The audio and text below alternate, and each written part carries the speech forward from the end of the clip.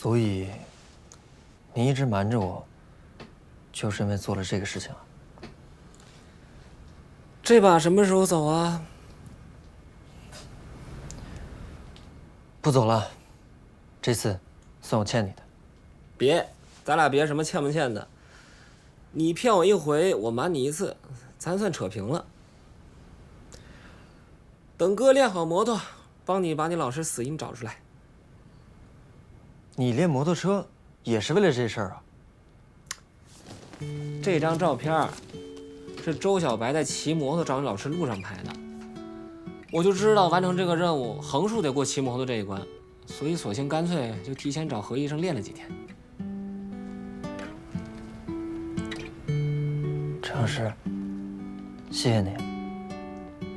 我知道，谢字很单薄，但我也不知道行，还能够别说那酸话了。